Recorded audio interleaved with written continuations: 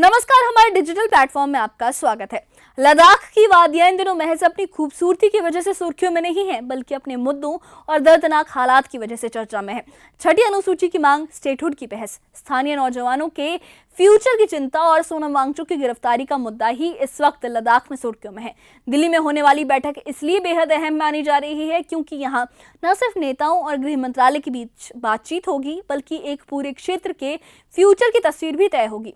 जिस जमीन ने आजादी के बाद से हमेशा सरहद पर हमारे जवानों को सहारा दिया है, आज वही जमीन अधिकार और पहचान की तलाश में है। लद्दाख में हाल ही में हुई जो घटना है, जो हिंसा है, उसने कुछ जो मुद्दे हैं, जो विकास के नाम पर कुछ उपलब्धियां मिली हैं और उससे भी बढ़कर पहचान और हक के लिए संघर्ष को सामने ला दिया है। ये सब मिलकर एक ऐसा सवाल खड़ा करते हैं जिसका जवाब अब टाला नहीं जा सकता। इस खास रिपोर्ट में लद्दाख के उन्हीं सवालों की गूंज है जो ये सोचने पर लोगों को मजबूर कर रहे हैं कि क्या वाकई सुरक्षा के बीच कहीं लद्दाख की पहचान खोती जा रही है। क्या है पूरा मामला, क्या बैठक होने वाली है गृह मंत्रालय के साथ दिल्ली में, देखिए इस खास रिपोर्ट में। दिल्ली में कल गृह मंत्रालय और लद्दाख के नेताओं के बीच बैठक होने वाली है। लेह एपेक्स बॉडी और कारगिल डेमोक्रेटिक अलायंस के प्रतिनिधि इसमें शामिल होंगे। हाई पावर कमेटी के सदस्य सज्जाद कारगिली ने कहा कि इस मीटिंग में लद्दाख से जुड़े सभी अहम मुद्दों पर चर्चा होगी। कारगिली ने ये बताया कि छठी अनुसूची में शामिल करने, लेह और कारगिल के लिए अलग अलग संसदीय सीट बनाने और स्थानीय युवाओं को अवसर देने जैसे मुद्दे एजेंडे में रहेंगे। सज्जाद कारगिली ने न्यूज 18 से खास बातचीत में कहा कि पिछले 6 साल में किसी भी लद्दाखी को जिला स्तर की पोस्ट नहीं मिली है। उन्होंने कहा कि लेह और कारगिल को अलग संसदीय सीट मिलनी चाहिए क्योंकि जमीन के लिहाज से लद्दाख जम्मू कश्मीर से 3 गुना बड़ा है। कारगिली ने साथ ही अपील की कि सोनम वांगचुक और उनके साथ गिरफ्तार लोगों को तुरंत रिहा किया जाए और सरकार इस पूरे मामले को समझदारी और संजीदगी से हल करे। एक बहुत हसास रीजन है, हसासियत को महसूस करना चाहिए और लद्दाख के लोगों को जो एक ट्रस्ट डिफिसिट पैदा हो रहा है उसको रोकने की ज़रूरत है। दीवार पे न धकेला जाए। जो धोखाधड़ी 5 अगस्त 2019 के बाद से हो रही है लद्दाख के लोगों के साथ, उसको ठीक करने की ज़रूरत है। ये यूटी सेटअप जो है बुरी तरीके से नाकाम हुआ है हमारे उमंगों पर। पूरी बातचीत सोनम वांगचुक पर भी बात होगी, लेकिन हमारी बात स्टेटहुड और शेड्यूल पर होगी और जो दूसरे लोग भी अरेस्टेड हैं उन सब पे बात होगी। सारी चीज़ें डिस्कस करने की कोशिश की जाएगी। क्या डिमांड करेंगे सरकार से आप, क्योंकि उनके ऊपर तो कई तरह के आरोप लग रहे हैं। पाकिस्तान आरोप तो पता नहीं कहाँ से किन किन पर नहीं लगता, तो यहाँ तो आरोप कोई बड़ी बात नहीं है। आरोप प्रूव करने पड़ते हैं, आरोप को अदालत में पेश करना पड़ता है। आरोप से कोई मुजरिम नहीं बनता, और अगर आरोप से मुजरिम बनता तो यहाँ हर गली में एक मुजरिम आपको नजर आता है।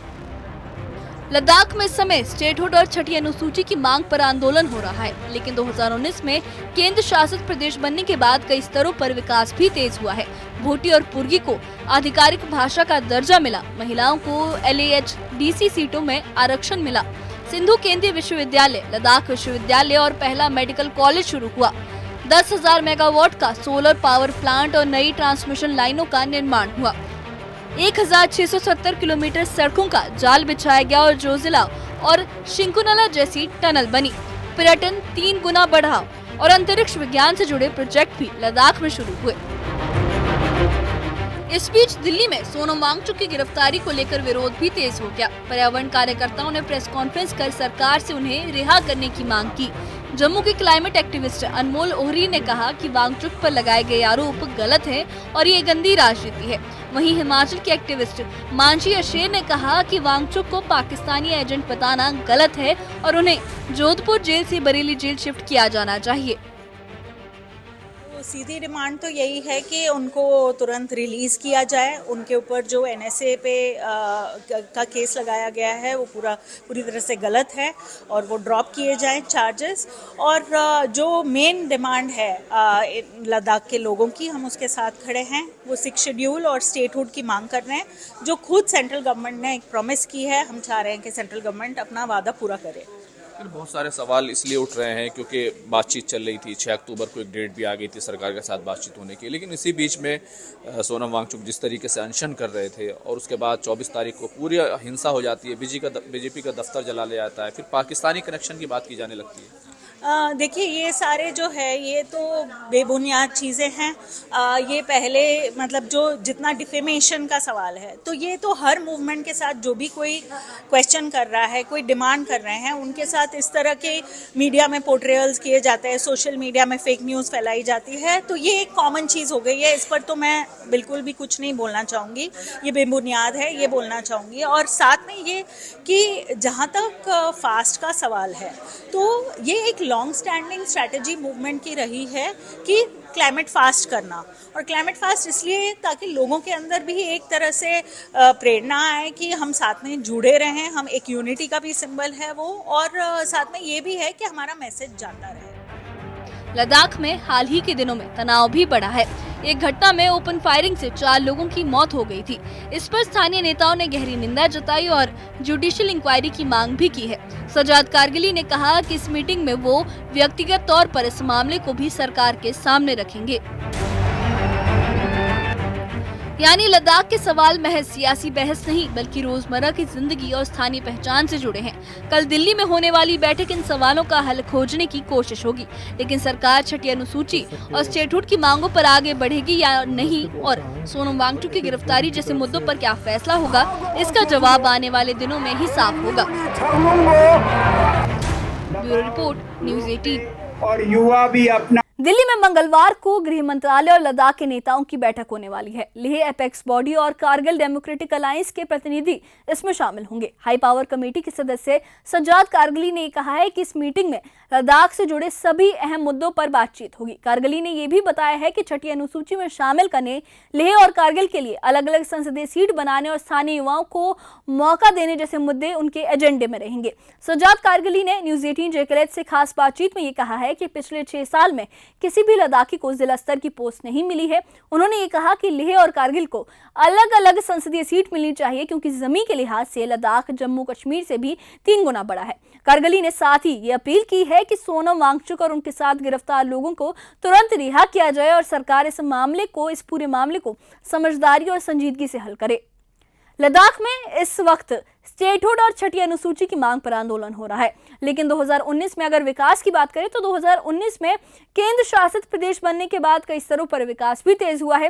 भोटी और पुर्गी को आधिकारिक भाषा है, उसका दर्जा मिला है। महिलाओं को LAHDC सीटों में आरक्षण मिला है। सिंधु केंद्रीय विश्वविद्यालय, लद्दाख विश्वविद्यालय और पहला मेडिकल कॉलेज भी लद्दाख में शुरू हुआ है। 10,000 मेगावाट का सोलर पावर प्लांट और नई ट्रांसमिशन लाइनों का निर्माण हुआ है। 1670 किलोमीटर सड़कों का जाल बिछाया गया है और जो जिला और शिंकुनुला जो टनल है वैसी टनलें बनी हैं। पर्यटन 3 गुना बढ़ा है और अंतर्राष्ट्रीय विज्ञान से जुड़े प्रोजेक्ट भी लद्दाख में शुरू हुए हैं। इसी बीच दिल्ली में सोनम वांगचुक की गिरफ्तारी को लेकर विरोध भी तेज हो गया है। पर्यावरण कार्यकर्ताओं ने प्रेस कॉन्फ्रेंस कर सरकार से उन्हें रिहा करने की मांग की है। जम्मू के क्लाइमेट एक्टिविस्ट अनमोल ओहरी ने यह कहा है कि वांगचुक पर लगाए गए आरोप जो है सरासर गलत है और ये जो राजनीति का हिस्सा बन गए हैं, ये गंदी राजनीति है। वहीं हिमाचल के एक्टिविस्ट मानसी अशेर ने यह कहा कि वांगचुक को पाकिस्तानी एजेंट बताना काफी गलत है और उन्हें जो है जोधपुर की जेल से बरेली जेल शिफ्ट किया जाना चाहिए। लद्दाख में हाल ही के दिनों में तनाव भी बढ़ा है। एक घटना में ओपन फायरिंग जो हुई है, जो हिंसा हुई है, उसमें 4 लोगों की मौत हो गई थी। इस पर स्थानीय नेताओं ने गहरी निंदा की है और जुडिशियल इंक्वायरी की मांग भी की है। सजाद कारगिली ने कहा है कि इस मीटिंग में जो मीटिंग मंगलवार को गृह मंत्रालय के साथ होगी, वो व्यक्तिगत तौर पर इस मामले को भी सरकार के सामने रखेंगे। यानी लद्दाख के सवाल महज सियासी बहस नहीं, बल्कि रोजमर्रा की जिंदगी और स्थानीय पहचान से जुड़े हैं। दिल्ली में होने वाली बैठक इन सवालों का हल खोजने की कोशिश होगी, लेकिन सरकार छठी अनुसूची और स्टेटहुड की मांग पर आगे बढ़ेगी या नहीं, और सोनम वांगचुक की गिरफ्तारी जैसे मुद्दों पर क्या फैसला होगा, इसका जो जवाब है वो आने वाले दिनों में ही साफ होगा। तो आपने देखा, लद्दाख का जो मसला है महज राजनीतिक बहस नहीं है, राजनीति की बहस नहीं है, बल्कि एक पूरे क्षेत्र की रूह, उसकी तहजीब और उसकी पहचान से जुड़ा सवाल बन गया है। छठी अनुसूची में शामिल करने की मांग, अलग संसदीय सीट की बहस, स्थानीय युवाओं को रोजगार का हक और सोनम वांगचुक जैसे जो लोग हैं उनकी गिरफ्तारी के मुद्दे, ये सब मिलकर लद्दाख ये बताते हैं कि लद्दाख जो है वो सिर्फ नक्शे का हिस्सा नहीं, बल्कि इस वक्त जज्बात और जज्बे का हिस्सा बन चुका है। वहाँ पर जज्बातों की गूंज है। बीते 6 सालों में सड़कों से लेकर विश्वविद्यालय तक विकास की तस्वीर जरूर बनी है, लेकिन लद्दाख के लोग कह रहे हैं कि जब तक उन्हें पहचान और बराबरी का हक नहीं मिलेगा तब तक ये तस्वीर अधूरी रहेगी। दिल्ली में होने वाली बैठक एक कोशिश मानी जा रही है, भरोसा दिलाने की, उम्मीद जगाने की, लेकिन लद्दाख के इन सवालों का जवाब कागजों और मीटिंग से नहीं बल्कि सच्चे इरादों और जमीनी कदमों से मिलेगा, ऐसा लोगों का कहना है। इस बारे में आपकी क्या राय है, हमें कमेंट बॉक्स में अपनी राय जरूर बताइए। और इससे जुड़े अपडेट्स के लिए और ऐसी ही खबरों के लिए हमारे चैनल के साथ बने रहिए। शुक्रिया।